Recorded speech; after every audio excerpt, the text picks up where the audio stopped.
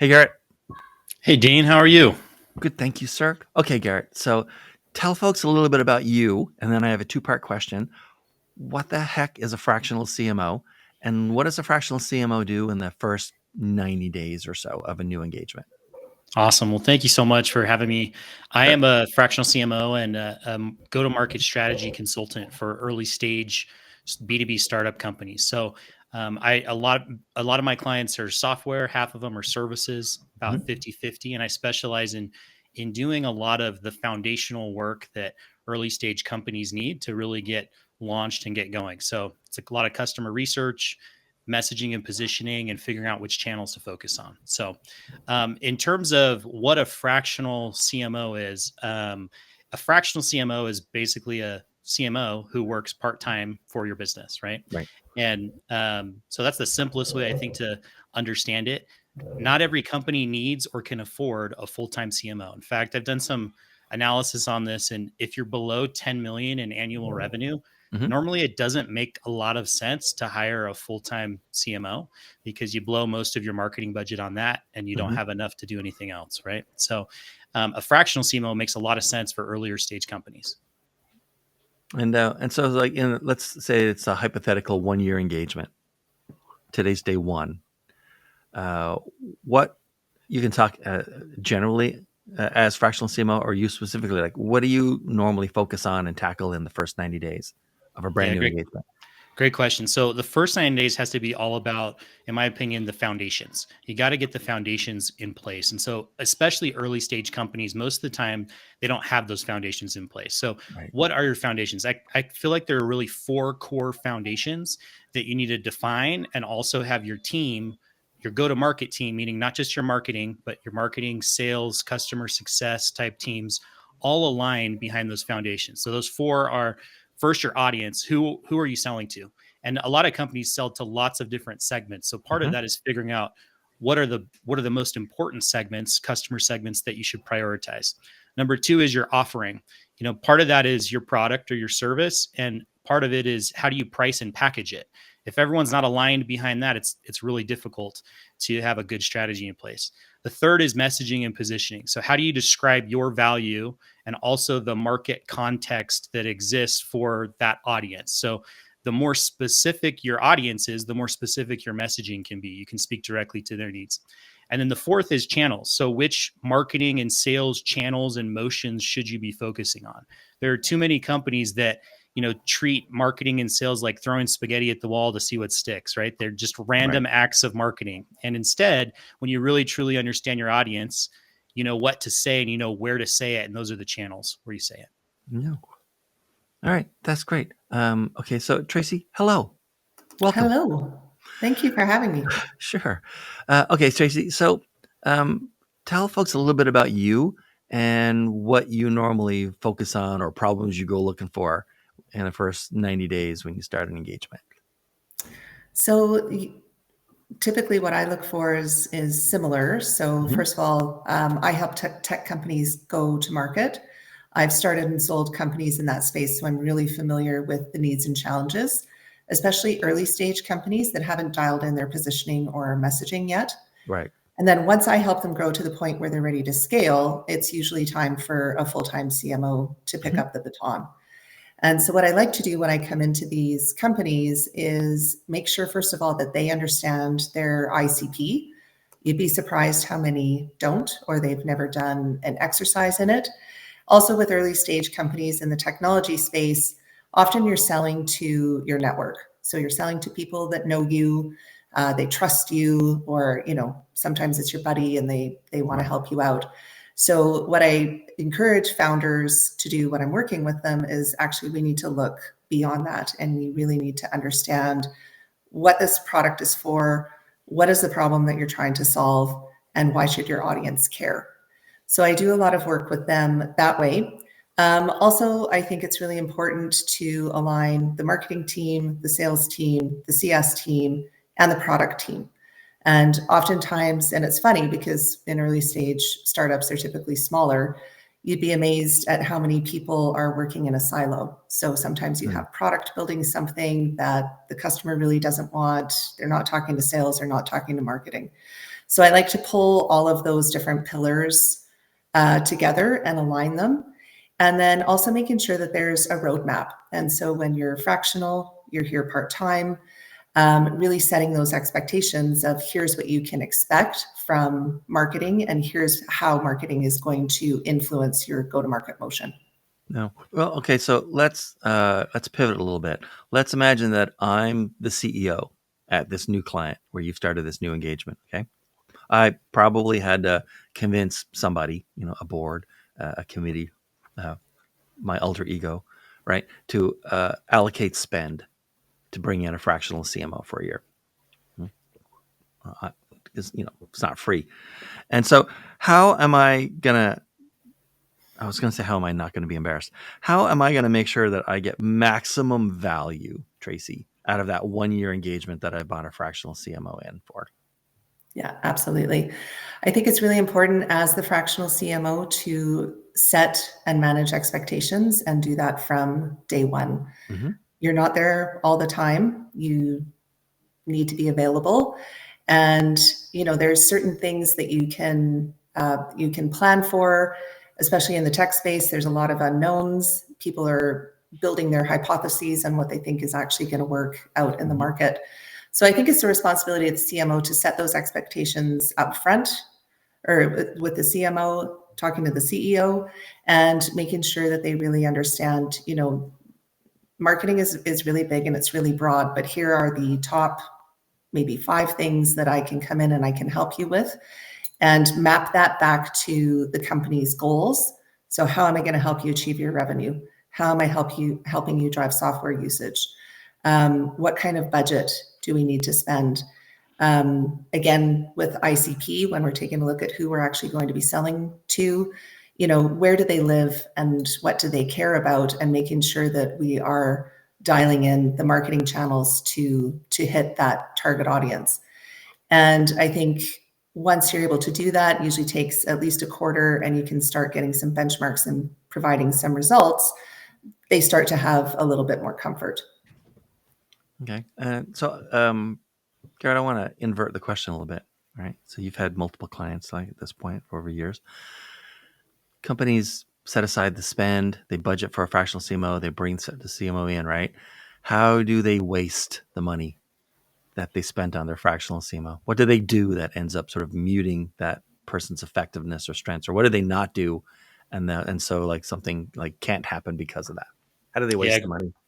Great question. So I think one of the biggest things is, like with anything, you get out what you put into it. Mm-hmm. And so as a CEO, if you're hiring a fractional CMO because you don't have time to think or worry about marketing or growing your company, and you want to focus exclusively on other things, it's probably bound to fail, right? Like you are going to hire someone who's going to take over the reins of it. But just like Tracy said a minute ago, you have to be aligned on company strategy to have a good, strong go-to-market strategy, right? So if you don't have good alignment across everyone on company strategy, it's going to be really hard to build a really strong go-to-market strategy and a strong marketing motion. So again, hiring someone just to be hands off is usually how it ends up failing, right? You need some engagement on an ongoing basis. You need to be bought in. You need to understand why they're choosing to do what they're doing in that role, right?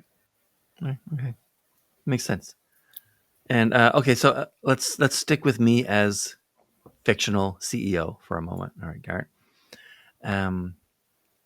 I have a marketing team. I can probably just like a few lower, like junior and mid-level folks, right? And so there may have been supervision or management, but there's never been like executive level leadership for marketing. You're the first. So I'm looking at this team that I have on your day one, and I'm trying to like project what that team will look like at the end of 12 months. Like, what should I expect? How should that team be different at the end of 12 months with you there, or a fractional CMO there, compared to what they are like today?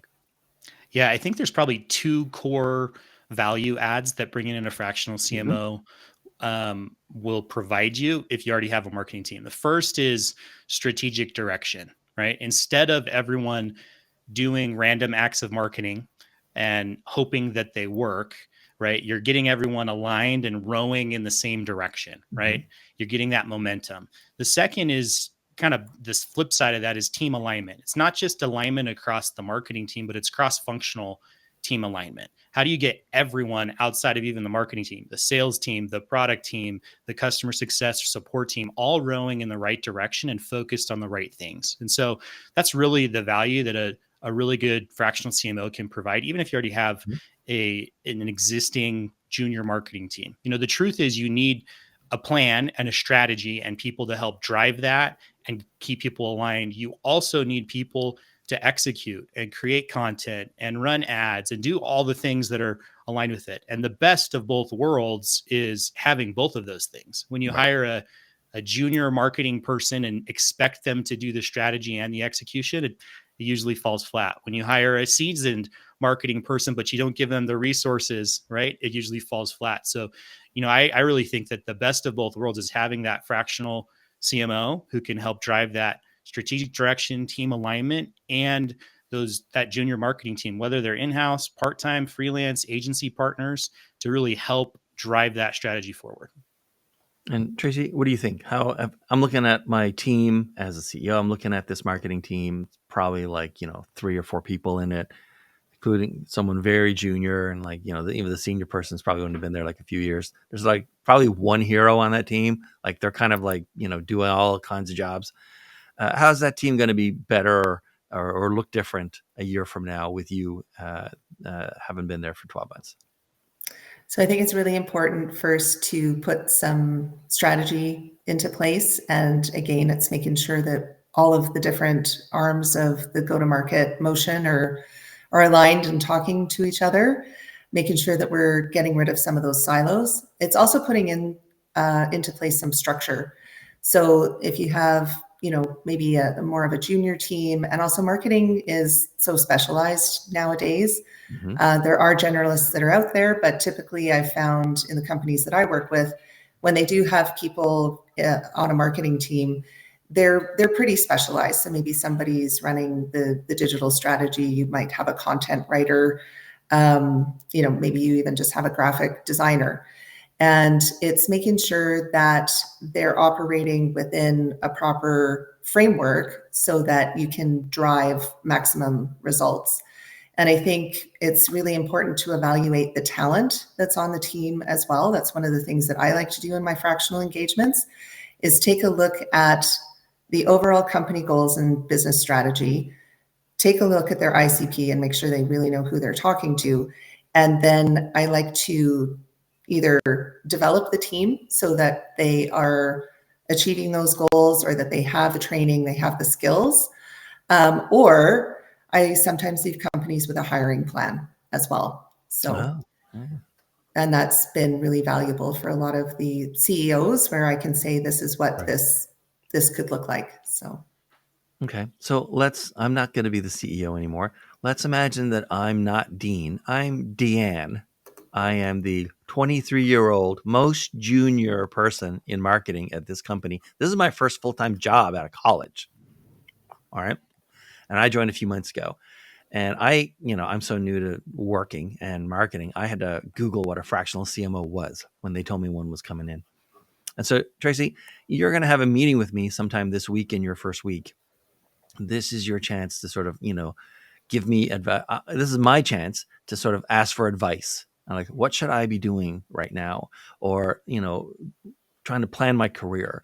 I'm probably going to be in marketing for decades. Like, what do I need to be thinking about now? Or what do you wish you'd known, when you were back 23 and doing this kind of stuff? So, I mean, I don't have the hairstyle to pull off, but you're going to have to imagine. I was going to say, you're taking me pretty far back in my memories, Dean, to answer that question.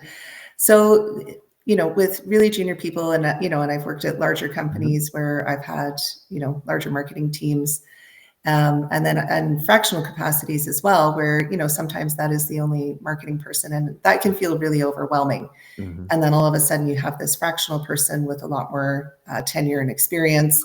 And I think that can be a little scary sometimes for people. So it's really, disarming them, trying to relate to, I have been you, and understanding from them what are some of their biggest challenges in their role today. what do they love about marketing?